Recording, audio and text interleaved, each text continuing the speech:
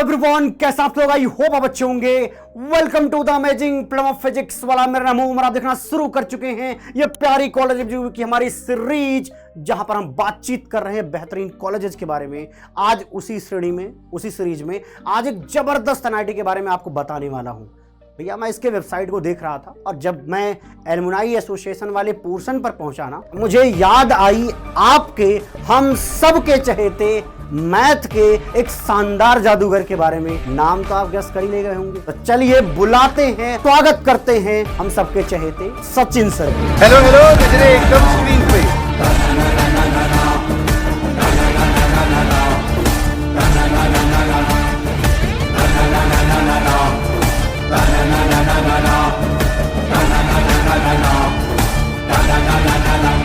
Thank you so much sir, मुझे यहाँ बुलाने के लिए। आपकी सीरीज जो है वो बहुत ही धुआंधार है। इनफैक्ट मैं भी इस सीरीज को देखता हूँ क्योंकि कॉलेज का रिव्यू जानना बड़ा जरूरी है। और एनआईटी कुरुक्षेत्र की बात हो रही है और फिर मुझे याद किया गया, तो very proud moment for me, because इसका नाम कुरुक्षेत्र है, वैसे तो रणभूमि है, बट मेरी जो जिंदगी के 4 हसीन साल, आपको भी ऐसा बताया गया होगा कि आपकी कॉलेज लाइफ जो है वो ड्रीम लाइफ होती है, वो मैंने यहीं पे बिताई है। तो कॉलेज का रिव्यू देखते हैं, कॉलेज से जुड़ी हुई जितनी भी यादें होंगी वो आपके साथ बांटते हैं, ताकि आप भी एक प्रोजेक्शन ले सको कि हाँ हम ऐसे जाएंगे तो फिर ये काम हम भी करेंगे। सर कहते हैं कि यहाँ की मिट्टी लाल है, तो कुछ बताना चाहेंगे इसके बारे में? जब मेरा मतलब ये फाइनल हुआ कि मैं एनआईटी कुरुक्षेत्र में जा रहा हूँ, तो मेरे को भी ऐसा इन्फॉर्मेशन मिली थी, सुनी हुई पुरानी हमने कहानियां पुराने टाइम पे हुआ करती थी। जब इतना बड़ा युद्ध हुआ तो इतना खून बहा कि वो मिट्टी में ही खून बस गया। पर जब मैं पहुंचा तो मेरा पहला रिएक्शन यही था, मैं कहा यार यहाँ की मिट्टी तो लाल नहीं है, ठीक है, तो मिट्टी नॉर्मल है, बट हाँ इस भूमि में कुछ तो है, इसकी जमीन में कुछ तो है, जो यहाँ जाता है वो बहुत तगड़ा बन के कुछ निकल के आता है। समझ रहे हो ना भाई? अरे नहीं और भी लोग गए हैं। नहीं बहुत, अरे सर आप जहां तक पहुंच गए वो बहुत बड़ी बात हो गई है। चलिए आगे डिस्कस करेंगे, ठीक है भाई। देख लेते हैं भैया, कुछ ऐसा सा कॉलेज दिखेगा और कॉलेज की भैया वीडियो लगा देता हूँ, शानदार दिख जाएगा, आपको पता चलेगा कि कैंपस अब ना बहुत अच्छा बन गया है। हो सकता है कि आपके टाइम पे थोड़ा कम रहा हो। हाँ हम लोग गए थे, जब मेरे को पहला दिन याद है अच्छे से, ठीक है, वही सूटकेस पैक करके अच्छे से मैं पहुंचा। तो ऑटो वाले ने ना यही लाके छोड़ा था। मैं कहा यार मुझे, अच्छा उस टाइम पे इतना आइडिया नहीं होता, अपने स्कूल की बिल्डिंग देखी है, तो मुझे लगा यार कॉलेज की बिल्डिंग काफी बड़ी है, मतलब अच्छी है। मुझे ऐसा नहीं पता था ऐसे बहुत सारे ब्लॉक है, ये सिर्फ एक ब्लॉक है। तो ऐसी बहुत सारे ब्लॉक्स हैं और शानदार कैंपस, इतनी ग्रीनरी है ना, मतलब मजे आते हैं। हाँ ग्रीनरी का मतलब दूसरा मत समझना, पेड़ पौधे वाली ग्रीनरी, ठीक है। कहीं तुम और समझ लो। तोबा तोबा तोबा, थारा मूड खराब कर दिया। ठीक है, देखो भैया स्टैब्लिश किया गया था 1963 में, तो ये पुराना कॉलेज है। और मैंने कई बार वीडियो में बताया हुआ है कि 1960 के आसपास जितने भी कॉलेज डेवलप हुए, बनाए गए, वो सब को आज जबरदस्त काम कर रहे हैं, जिंदाबाद काम चल रहा है भाई। पहले इनका मतलब नाम हुआ करता था रीजनल इंजीनियरिंग कॉलेजेस। हर एक रीजन में इंजीनियरिंग कॉलेज होता था, आरईसी बोलते हैं इनको। फिर उसके बाद में फिर इनका वापस बोलते रीनेम करके इनको एनआईटी का बोला गया, टैग दिया गया, और मतलब वन ऑफ द, अभी तो वही आप यहाँ पे देखिए, आप जो बता रहे थे ना, इंस्टीट्यूट ऑफ नेशनल इंपॉर्टेंस में डाला गया है कि मतलब ये देश को बनाने में काम कर रहा है, ठीक है जी। हरियाणा, हाँ पुराना कॉलेज है। अब पब्लिक ऑब्वियसली भैया सरकारी है ना। 300 एकड़ में फैला हुआ कैंपस है। 300 एकड़ वाले को देख करके थोड़ा मुझे भी खुशी होती है, क्योंकि इतने के आसपास हमारी आईआईटी भी थी, तो हमें ये लगता है कि चलो कम से कम ये तो हमारे आसपास है, बराबर तो है हम। नहीं अब सर ना, हमने आईआईटी उसका देख लिया, खड़गपुर का 2100 एकड़ में बना हुआ कैंपस है, जिसके अंदर हेलीपैड लगे हुए हैं भाई। वो तो उसको देख के लगता है क्या कॉलेज होगा। गेट से लेके हॉस्टल तक का ऑटो बुक करो ना, तो अब तो जमाना आ गया है वो टेक्निकल वाला, नेट पे बिल आएगा 150 रुपए का, 150 रुपया देगा। एनआईआरएफ रैंकिंग की बात करें तो 50 एनआईआरएफ रैंकिंग आती है, जिसमें इसके पहले आईआईटी, एनआईटीज और बहुत ठीक ठाक जो प्राइवेट कॉलेजेस हैं वो भी कंसिडर किए जाते हैं। वैसे एनआईआरएफ पे बहुत ज़्यादा अपन भरोसा करते नहीं है। इमोशनल डैम इट, मैं बताता रहता हूँ क्यों नहीं करते हैं, ठीक है, क्योंकि अगर मैं कुछ बोलना चाहूँ रैंकिंग के बारे में, तो ये जो कॉलेज है एनआईटी कुरुक्षेत्र, मैं थोड़ी बड़ाई जरूर करूंगा बिकॉज मैं यहाँ से पढ़ा हुआ हूँ, बट सच में इसकी रैंकिंग इंप्रूव हुई है। बिकॉज हमारे जो जूनियर्स थे उनसे बात होती थी, वो बोलते थे कि सर कॉलेज के जो प्लेसमेंट्स हैं वो सुधरे हैं, बहुत अच्छे जा रहे हैं, कॉलेज की बाकी सब चीज़ों, एकेडमिक्स पे ध्यान दिया जा रहा है, कल्चरल फैसिलिटी पे, स्पोर्ट्स फैसिलिटी पे ध्यान दिया जा रहा है, तो ओवरऑल रैंकिंग और इम्प्रूवमेंट इसमें चलता जा रहा है। हाँ, और बल्कि ना ये अब लगातार उठता जाएगा। और एक बात और बताता हूँ, अभी तक ऐसा था कि 1.25 CR का पैकेज इस कॉलेज से कभी नहीं लगा था।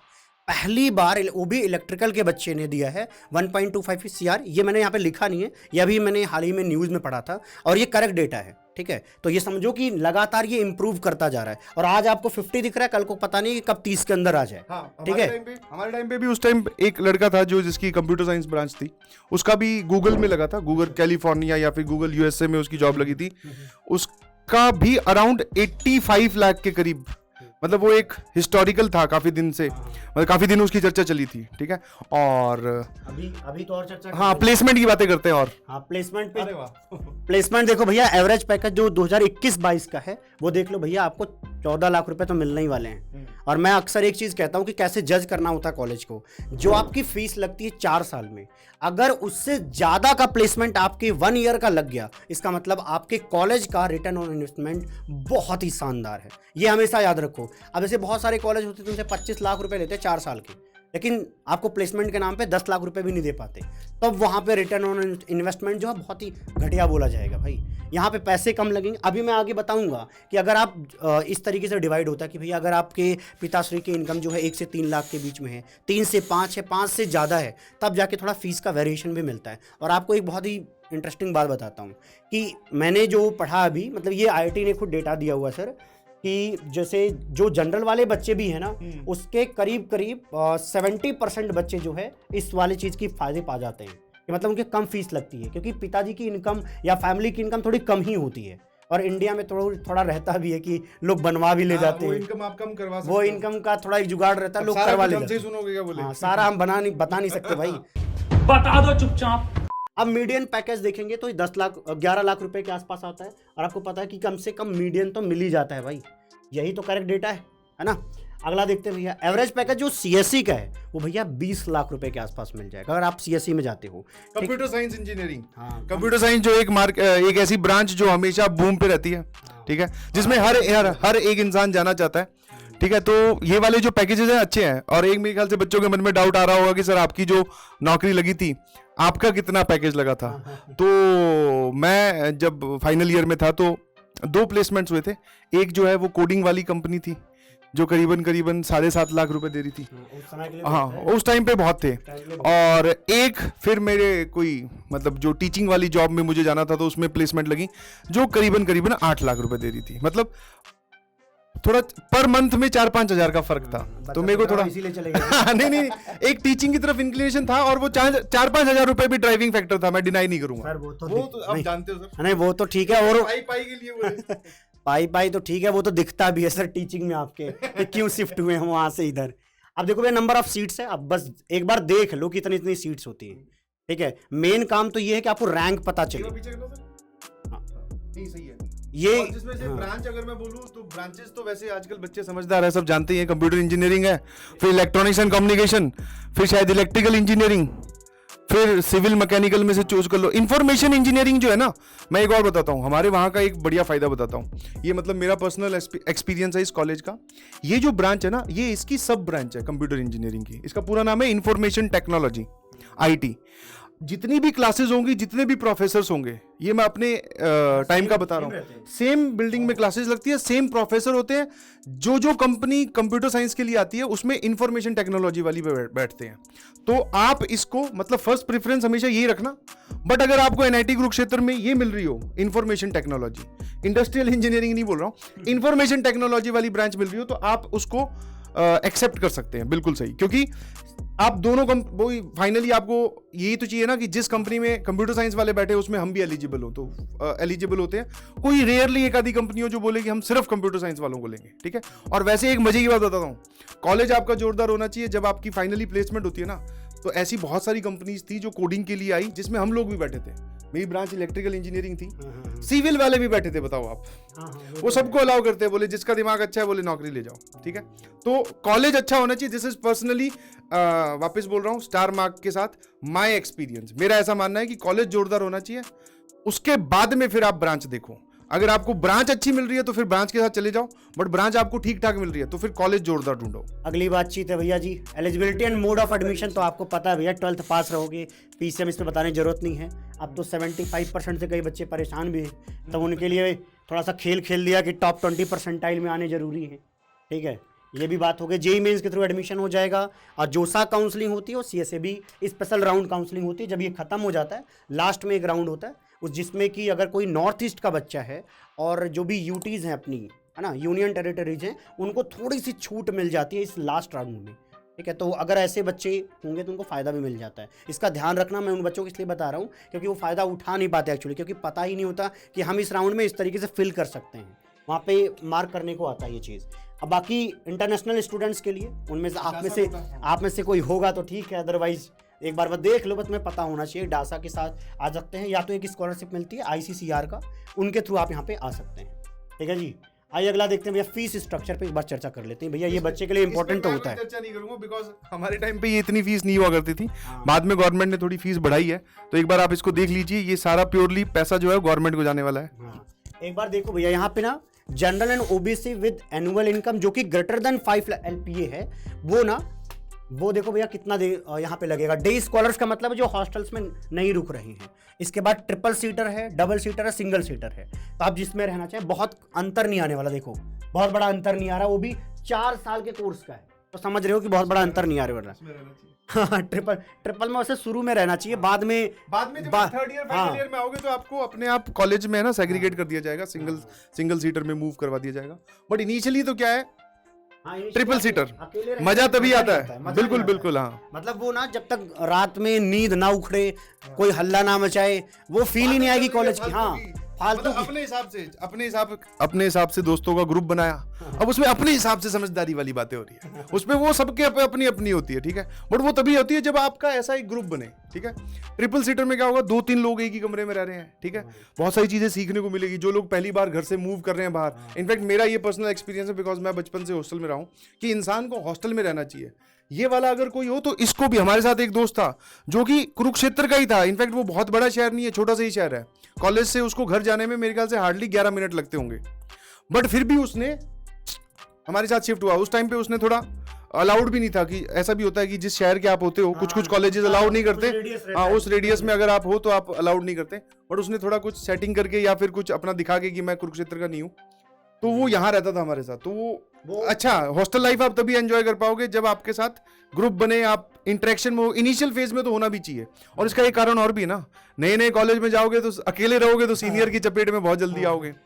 2-3 लोग मिल के रहोगे तो आप ऐसा हो फोन करके बोले मैं पकड़ा गया हूं तो 2-3 को और बुला लूं, बोले उनको भी सर साथ में लपेटो। वैसे अब होता नहीं है, अब तो कुछ भी नहीं हो रहा है एक्चुअली ना, अब तो क्राइम के अंदर आ गया ना।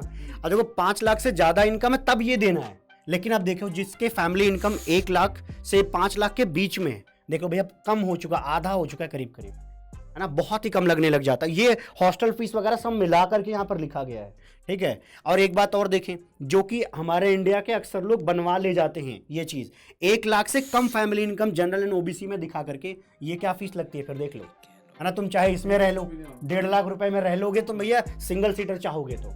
और जो बच्चे SC ST एंड PWD के हैं उनके लिए भी यही फीस लगती है, जो कि यहाँ पे है जनरल एंड ओबीसी के 1 लाख से कम इनकम वालों के लिए। अगला देख लेते हैं, स्कॉलरशिप की बात करते हैं। तो जो एलुमनाइज हैं जैसे गुरुजी हैं, इनको ऐसे डोनेट करना चाहिए, अब बहुत ऊपर आ चुके हैं। अब सर को डोनेशन करना चाहिए ताकि वहां जो आप लोग जाए थोड़ा सा फायदा उठा पाए। ठीक है, बात तो सही है। Applicable for the first year students of EWS category. ये तो मैंने, अच्छा एक बात और बताता हूँ, इसके मैं ढूंढ रहा था, इसमें ज़्यादा मिला नहीं, ऐसा मैं सोचना सिर्फ EWS कैटेगरी के लिए ही बना रखा है, बाकी के लिए भी है लेकिन वो चीज़ मिल नहीं पाई है, इसलिए मैं स्पष्ट बता रहा हूँ कि इनमें मिली नहीं है।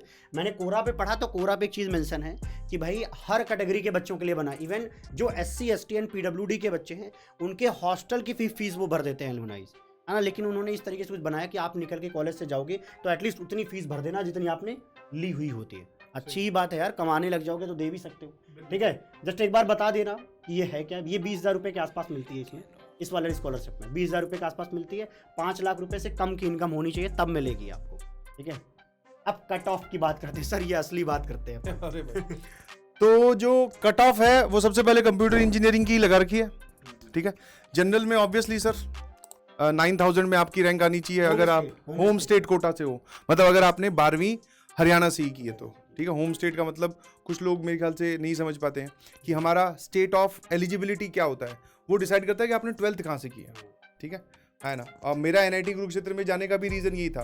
बेसिकली मैं रहता राजस्थान में हूँ, ठीक है, जो मेरा स्टेट है वो राजस्थान है, बट मैंने 12th जो है वो हरियाणा से की थी, इसलिए मुझे होम स्टेट का फायदा मिला, आप ऐसे बोल सकते होम स्टेट कोटा में ये मिल जाएगा। और अदर स्टेट के बच्चों को यहीं पे अंतर देख लो, थोड़ा सा अंतर दिख जाएगा आपको।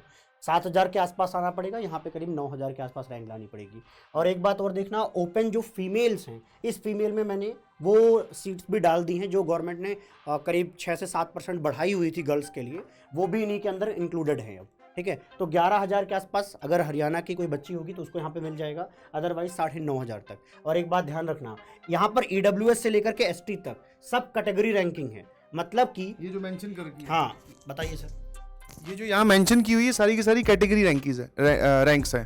मतलब जब आप पेपर देते हो तो आपकी रैंक आती है, एक आती है आपकी जनरल रैंक, मतलब ऑल इंडिया रैंक जिसको हम बोलते हैं, फिर एक आती है कैटेगरी रैंक। तो ये जो यहाँ नंबर्स लिखे हुए ये कैटेगरी रैंक वाले हैं। ऐसा मत समझना कि EWS से कोई है तो उसको जनरल से भी ज्यादा अच्छी रैंक लानी पड़ेगी, ये ठीक है। ये उनके कैटेगरी की अपनी रैंकिंग है भाई, ये मत सोचना है ना। तो एक बार चाहे तो देख लो, चाहो तो स्क्रीनशॉट ले लो, इतना पता हो, अंदाजा हो तुम्हें कि किधर जाना है हमें। तो ये कंप्यूटर साइंस की बात होगी। सिविल इंजीनियरिंग के लिए हमारे पास 47,000 पे होम स्टेट कोटा में मिल रही है, मतलब सिविल इंजीनियरिंग आपको आराम से मिल सकती है। और ओपन में आपकी रैंक आनी चाहिए 39,000 के करीब, मतलब 40,000 तक अगर आपकी रैंक आती है तो आप आराम से सिविल इंजीनियरिंग प्राप्त कर सकते हैं। एक्चुअली ना आप बता दो, एक्चुअली वो बहुत बड़ा स्किल है। कई बच्चों को लगता है कि फालतू वीडियो है, गुरुजी क्या मेहनत कर रहे हैं, किसको फायदा मिलेगा, अभी नहीं समझ में आता।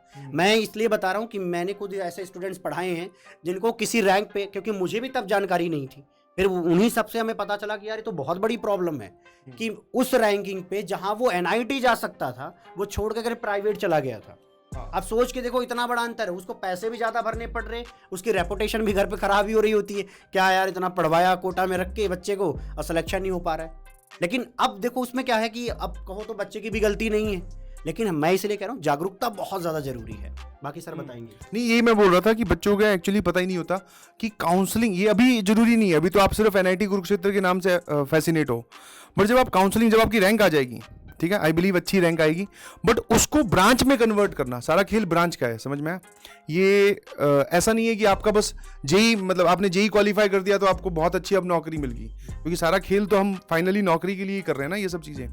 तो ब्रांच आप अच्छी तभी ले पाओगे जब आपको ये डाटा पता होगी कौन सी ब्रांच पे लास्ट साल में कहां पर कौन सी ब्रांच मिलनी बंद हो गई थी, किस कैटेगरी में, ठीक है।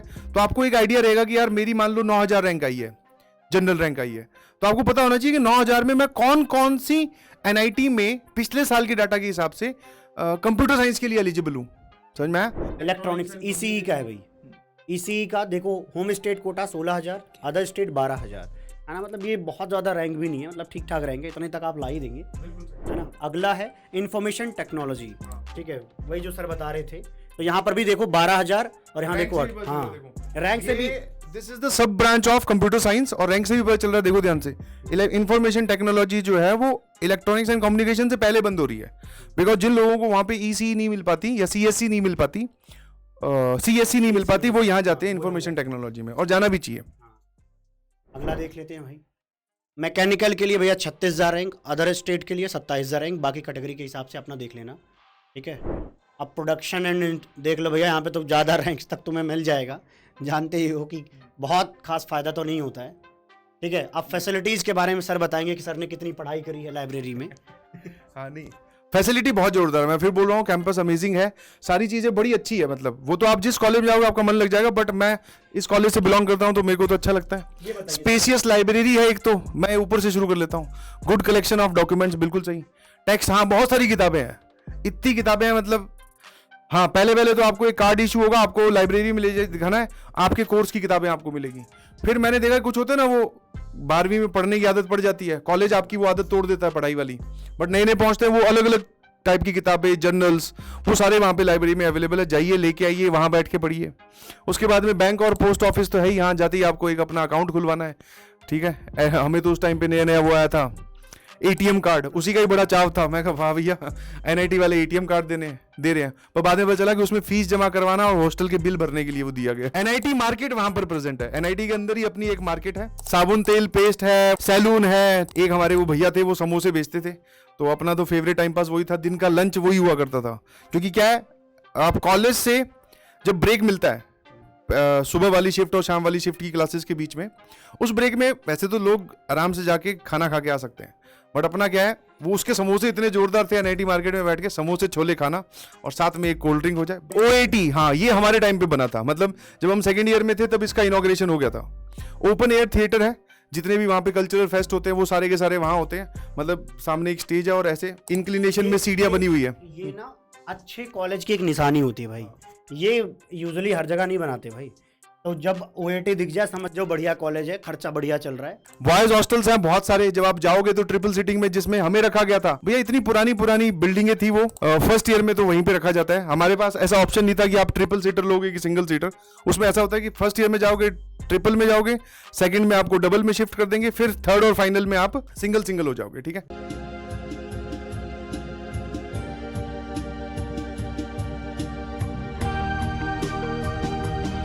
बेकार है भैया, मैं तो टूट गया। सिंगल ये आपके रूम्स की ऑक्यूपेंसी में बोल रहा हूँ। हाँ नहीं सर, रोक नहीं रहे हैं, वैसे भी जेंडर रेशियो थोड़ा खराब ही रहता है, तो बहुत सारे लोग तो बाहर ही भटकते हैं, ठीक है। नहीं हॉस्टल्स बहुत अच्छे हैं, मतलब बहुत अल्ट्रा टेक फैसिलिटी वाले हॉस्टल्स बने थे और बहुत अच्छे अच्छे हॉस्टल, बहुत बड़े बड़े हॉस्टल्स भी हैं। मैस खतरनाक है, बहुत जोरदार है। और क्या है, all rooms are provided with furniture and ceiling fan. हाँ बिल्कुल सही, तोड़ना नहीं है, ठीक है। अपनी प्रॉपर्टी आप उसको जरूर समझिए, बट वो कॉलेज की है, ठीक है। और common rooms include newspaper, magazines and indoor games and TV. बिल्कुल सही, कॉमन रूम में बहुत बड़ी एलईडी लगी हुई थी, मैंने तो इतनी बड़ी एलईडी तो पहली बार ही देखी जीवन में। और भैया उसके बाद में जो आईपीएल है, मैचेस हैं, भाई साहब एक ही जगह होती थी, मतलब अभी तो हॉस्टल एसी नहीं है शायद, अब लग गए तो आई डोंट नो, ठीक है, नो कमेंट्स। बट हाँ एसी जो था वो कॉमन रूम में था। दोपहर में कड़कड़ाती गर्मी में आप आओगे, जो कुरुक्षेत्र का थोड़ा एनवायरनमेंट है वो ह्यूमिड एनवायरनमेंट है, तो एसी आपको बड़ा ही अच्छा लगेगा। तो हम लोग जाते ही सीधा कॉमन रूम में घुस जाते हैं, वहां पे कैरम वैरम रखा हुआ है, टीवी चल रहा है, तारक मेहता का उल्टा चश्मा ही देखे जा रहे हैं और कुछ नहीं, तो एसी की हवा खाने के चक्कर में, ठीक है। मैच वैच वाले दिन तो भैया वहां सीट भी नहीं मिलती है, पहले से जाके बैठना होता है, हाँ खड़े रहना पड़ता है। Volleyball, badminton, cricket, full facility है, ब्रेकफास्ट, लंच, डिनर। हाँ यहाँ पर क्या है, हमारे वाली जो मेस थी वो स्टूडेंट गवर्न थी, मतलब वो होता है ना जो स्टूडेंट चलाते हैं, उसमें फिर बिल भी ज्यादा आता है। ऐसे मत सोचना कि स्टूडेंट चलाते तो खाना अच्छा मिलेगा, कोई दिक्कत नहीं है, बट बिल भी आपको फिर पे करना पड़ेगा, ठीक है। और मेरे ख्याल से जनरली सभी हॉस्टल्स में हॉस्टल मेस का बिल आता है। कुछ हॉस्टल्स हैं शायद, मुझे नहीं पता आईआईटी के अगर हैं तो, जिसमें खाने का बिल आपको नहीं देना होता, बट यहाँ देना पड़ता था, ठीक है। और बढ़िया आप अपनी फरमाइश रखो, जो भी आपका मेस कमेटी एक बनती है उसके हेड को बोल दो, एक बार तो मैं ही रहा था, बोल दीजिए कोई दिक्कत नहीं है, वो खाना आपका बनेगा, कोई दिक्कत नहीं है, खाइए, बट हाँ उसके लिए पैसे चलवाने मतलब पैसे देने के लिए तैयार रहना, क्योंकि बिल आता है वो फिर आपको अपनी जेब खर्ची में से देना होता है। हमने एक नई चीज स्टार्ट की थी, वो थी नाइट मेस। जब एग्जाम आते हैं ना वो तभी सारे तोते जागते हैं रात को पढ़ने के लिए, क्योंकि वही पढ़ाई होती है एग्जाम से 2-3 दिन पहले वाली। तो भैया नाइट मेस हमने चालू कराई, उसमें क्या है, कोल्ड ड्रिंक, चिप्स, पैटी, ये पेस्ट्री, ये सब चीजें मिलेंगी, तो मिलेंगी उसमें। अच्छा एक और बहुत अच्छा लगता है, आपको जाके कुछ नहीं ऐसे राजा की तरह, भैया 2 कोल्ड ड्रिंक 2 चिप्स दे दो, वो आपको दे देगा। आपको वो पहचान चुका, आपका हॉस्टल का सिर्फ वो लिखा जाएगा, आपका रोल नंबर लिखेगा, उसके आगे वो पैसे जोड़ देगा। फाइनली ये सब चीजें ऐड अप होकर आपको मंथ एंड पे करनी है। तो शुरू में तो राजाओं वाली फीलिंग आती है, भाई साहब जो लोगों को बिल आया है, तो लोगों ने बाद में डिसाइड किया, बोले नाइट मेस बंद करवा देते हैं, बोले इससे बिल बहुत आ रहा है, ये खर्चा हमारा यूटिलाइज नहीं हो पा रहा है। अब और अक्सर ना देखो नाइट में वैसे बहुत ही अच्छी चीज़ है। हमारे आईआईटी के तो ये हाल था कि हम मतलब ठीक ठाक चीज़ सारी मिल जाती थी। अब तो जो मिलती है ना नॉर्मली हम ऑर्डर करके जो मंगाते हैं वो सब कुछ वहाँ मिलता था। और यहाँ पे देखो पैसा तो निश्चित रूप से यार खर्चा तो होगा ही, क्योंकि यार उनको भी तो चाहिए ना, जो बनाने आए हैं तो खाएंगे, हम एक्स्ट्रा तो लेंगे। प्योर वेज फूड भैया यहाँ पे मिलेगा, ठीक है। ये वो नॉन वेज वाली फैसिलिटी हमारे वहाँ पे नहीं थी। मैंने सुना है कि कुछ कॉलेजेस में नॉन वेज भी सर्व होता है, आई डोंट नो शायद अब। अच्छा इसका एक रीजन मैं बताता हूँ क्यों नहीं नॉन वेज सर्व होता, क्योंकि ये जो है ना कुरुक्षेत्र, ये उस वो जो एक होता है ना होली सिटी, उसमें काउंट होता है। तो आपको कुरुक्षेत्र के अंदर कोई भी वो मीट शॉप और वो नहीं मिलेगी। गीता शायद कुरुक्षेत्र में ही तो हाँ पढ़ी गई थी, मतलब बताई गई थी कृष्ण जी के द्वारा अर्जुन को। तो जिन लोगों को भी नॉन वेज खाना होता था वो थोड़ा दूर ट्रैवल करके जाते थे, ठीक है, तो वहाँ पे अलाउड नहीं है, इस वजह से ये प्योर वेज मेस चलेगी आपको। ठीक है, स्पोर्ट्स के बारे में बताइएगा सर। स्पोर्ट्स तो सर बहुत शानदार, जो भी स्पोर्ट्स आप खेलते हो या नहीं भी खेलता है कोई, तो दूसरा स्पोर्ट्स ट्राई करने का एकदम बढ़िया वक्त आ गया है। आप कॉलेज में जाएं, आप डिफरेंट स्पोर्ट्स ट्राई करें। मैं तो बैडमिंटन, उसके बाद में क्रिकेट, ठीक है, बास्केटबॉल भी कभी थोड़ा थोड़ा, बट हाँ बैडमिंटन क्रिकेट में ज्यादा टाइम अपना जाता था। क्लब्स है, ये तो मेरा पर्सनल है कि जितने भी क्लब्स आपको दिख रहे हैं, फाइन आर्ट्स के, फोटोग्राफी के, म्यूजिकल एंड फाइन आर्ट्स का मतलब है कि जो ड्राइंग व्राइंग में और ये क्रिएटिव काम में, फोटोग्राफी तो आप जानते ही आजकल ठीक है, म्यूजिक एंड ड्रामेटिक्स, हाँ बहुत सारे लोग थे जो रात रात भर वहां पे बैठ के ड्रम बजा रहे हैं। और एक एस्ट्रोनॉमी क्लब है, एरो मॉडलिंग क्लब है, इलेक्ट्रोरेक है, मैक शॉक। अगला जो है वो है हमारा फेस्ट, कॉन्फ्लुएंस करके हुआ करता था हमारे टाइम पे। तो सबसे पहली बार हनी सिंह जी आए थे, दोपहर में हुआ था। बट भैया हम लोग वो देखो, अब तुम इमेजिन करो, गर्मी जून जुलाई की गर्मी थी, आई बिलीव ये जुलाई में होता है शायद, अब नहीं पता है कब होता है। और ओएटी में क्या है, वो पत्थर की सीटिंग्स है, मतलब ऐसे सीढ़ियां बनाई जाती है, उनमें भी बैठना होता है आपको। इतनी वो गरम तप रही थी छाले वाले भी हो गए थोड़े दोनों ही जगह पार्टिसिपेट नहीं कर पाया, ना नाचना गाना आता था। अच्छा,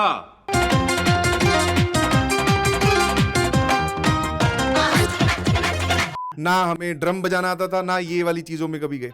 एक होता था वो इसमें रोबो वॉर करके, वो जरूर देखने जाते थे। ये अभी चलता है नेट पे, टीवी पे चलता है, जिसमें दो रोबोट बना के आपस में लड़ाते हैं। हमारे टाइम पे भी ऐसा ही था, वो रोबोट बना के लाओ, इसमें दूसरे कॉलेज वाले भी पार्टिसिपेट कर, तो हम लोग चले जाते अपने कॉलेज को सपोर्ट करने। ऑल्दो उसका रोबोट पता है छोटा सा, ये टूट जाएगा थोड़ी देर में, बट फिर भी भैया वहां की हूटिंग हो रही है और अगले वाले को डिमोटिवेट कर रहे हैं, अच्छा मजा आता है। तो यहाँ पे सब लोग अपनी टेक्निकल स्किल्स शो करते हैं इसमें। ये जो है किसी सिंगर की फोटो है, अश किंग, अच्छा सॉरी तो ये तो इसके लिए लगाई गई है। कॉन्फ्लुएंस में सिंगर्स, एक्टर्स बहुत सारे लोग आते हैं। ये वो लोग हैं जो कॉलेज से पढ़कर एक रिस्पेक्टेबल पोजीशन पे या बहुत अच्छी पोजीशन पे पहुंचे हैं। हमारे साथ हैं इनकी Pawan Munjal, chairman of Hero MotoCorp. आप गाड़ी देखते होगे ना, हीरो, तो वो उनके चेयरमैन हैं।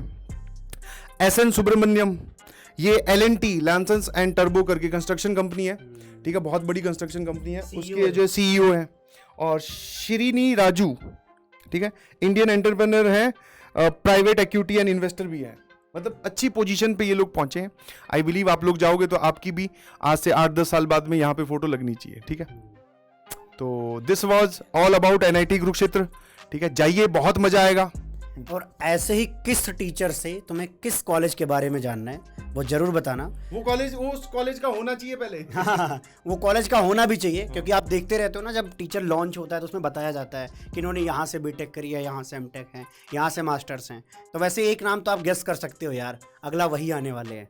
ठीक है, देखता हूँ कौन कौन बता पाता है। मिलते हैं आपको अगली वीडियो में, तब तक के लिए खुश रहिए, प्रसन्न रहिए, bye bye, take care, love you all.